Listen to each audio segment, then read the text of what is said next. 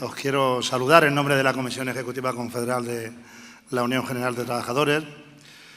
Mi intervención quiero iniciarla por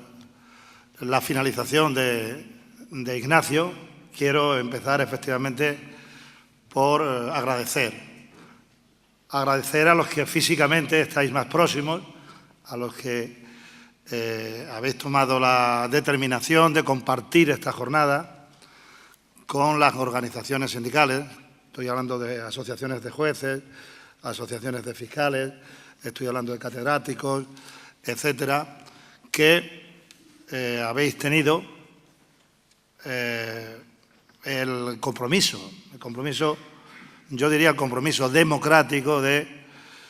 aportar la reflexión y la visión crítica y preocupada en relación con las reformas del Código Penal, la aplicación en materia de derechos fundamentales,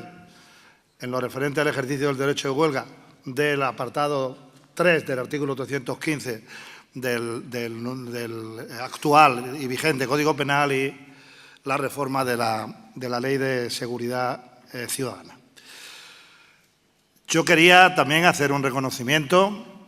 a las personas que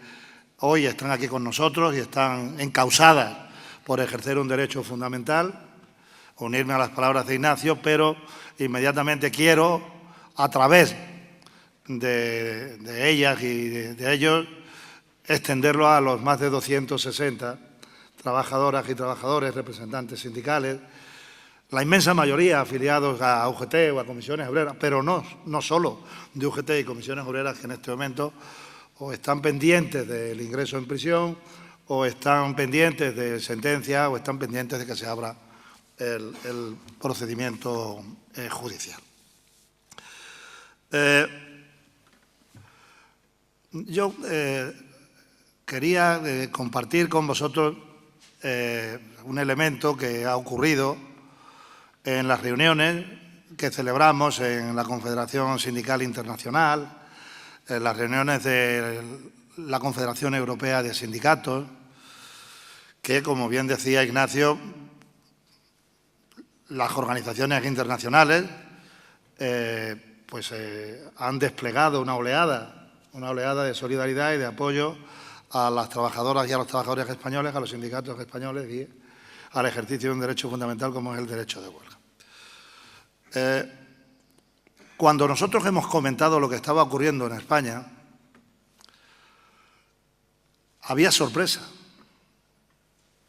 Sorpresa sobre todo y fundamentalmente en los países podríamos denominar de la antigua Europa, Centro Europa, países nórdicos, etcétera. Había sorpresa porque mientras que en relación con nuestra denuncia de las políticas de recorte sociales y laborales había una coincidencia en una dinámica parecida por parte de gobiernos europeos y particularmente por parte de los gobiernos del sur de Europa, el gobierno italiano o el gobierno griego, etcétera, o el gobierno portugués, el elemento diferencial era precisamente la contrarreforma judicial que en paralelo se está desarrollando en España a través, a nuestro juicio, de un cambio no escrito, pero sí muy evidente en los criterios de aplicación del apartado 3 del artículo 315 del Código Penal por parte fundamentalmente de la Fiscalía. Era un elemento, como decía, sorprendente, ese hecho diferencial que había en el tratamiento de la crisis en nuestro país en relación con otros países de Europa. ¿Qué ocurre? Lo que ocurre es que en España, creo, junto con Grecia, se ha puesto de manifiesto las consecuencias extremas de las políticas de austeridad en materia fiscal, económica, etcétera, y las políticas de devaluación salarial. De manera tal que yo diría que en un periodo de tiempo récord ha habido un cambio brutal en la realidad económica, financiera, laboral de nuestro país. Este era un país que en el año 2007 tenía superávit público. Estaba en mejores condiciones que la referencia que se utiliza de manera omnímoda a la hora de analizar la estabilidad macroeconómica, etcétera, que es Alemania. Y, sin embargo, ahora tenemos unos niveles intolerables de déficit público y posibilidades, a mi juicio, remotas, de en el calendario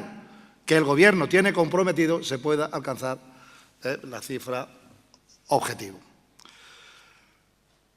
Nosotros éramos un país en el año 2007 donde el peso de la deuda pública sobre cada uno de nosotros era de en torno a 8.000 euros. Una deuda pública que estaba por debajo del nivel de la deuda pública, vuelvo a referirme al mismo país, de Alemania. Ahora, el impacto de la deuda pública está por encima de los 21.000 euros por persona, es decir, casi se ha triplicado. Nosotros éramos un país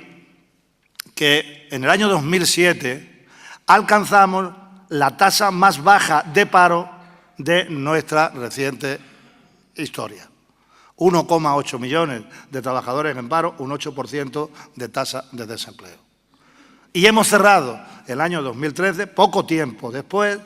con 6 millones de parados y un paro del 26%, que más que triplica aquella cifra. Nosotros éramos un país que hasta el año 2008, inclusive, hemos sido un país de acogida y hemos incorporado a nuestra población 5 millones de trabajadores, de trabajadoras inmigrantes que han venido aquí a poder legítimamente hacer realidad sus sueños de vivir en paz, en libertad, en democracia y con un salario digno que les pueda permitir sacar adelante a sus familias. En la actualidad somos un país de emigración. Hemos vuelto por los resortes del comportamiento de los flujos migratorios que en este país había hace 50 años. Con una diferencia,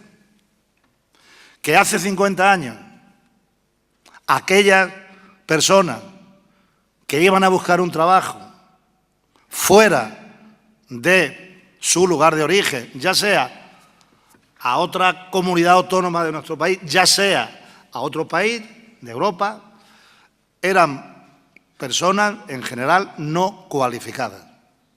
porque no habían tenido oportunidad de recibir esa formación. Sin embargo, ahora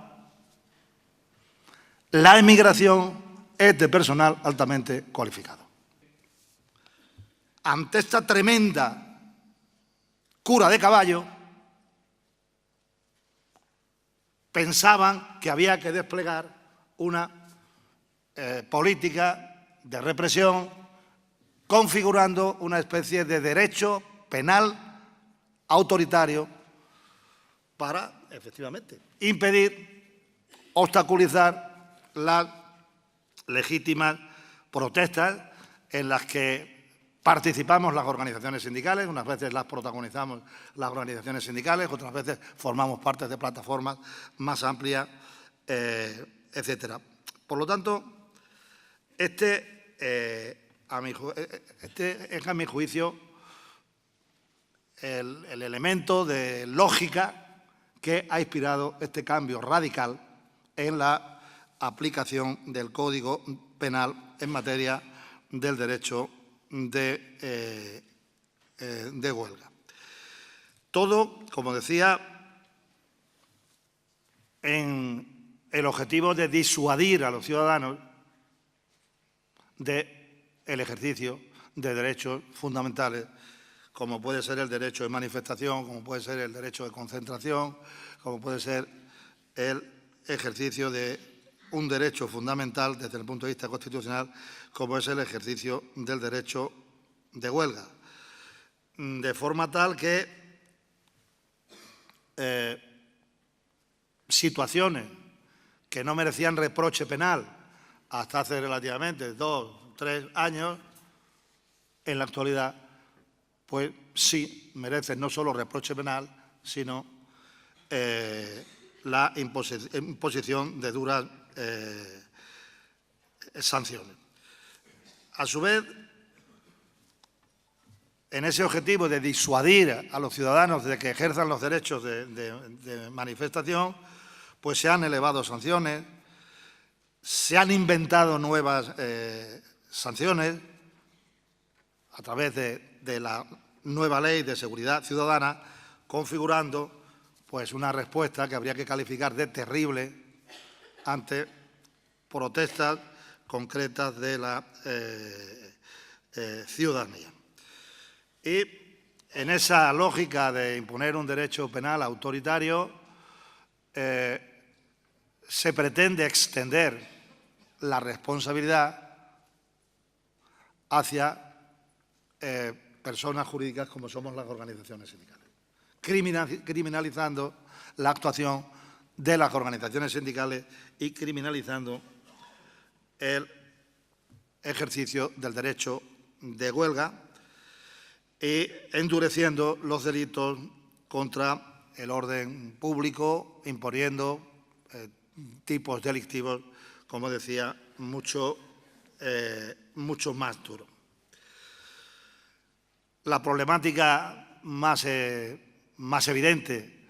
es la que tiene relación con el ejercicio del derecho de huelga. Nosotros esta situación la contemplamos con una enorme preocupación y un enorme rechazo, en cuanto lo que el propio Tribunal Constitucional, en una sentencia, si no recuerdo mal, del año 2011, reconoce que en el ejercicio del derecho fundamental de huelga, que evidentemente lo que se está dirimiendo es un conflicto, pues caben escenarios de tensión.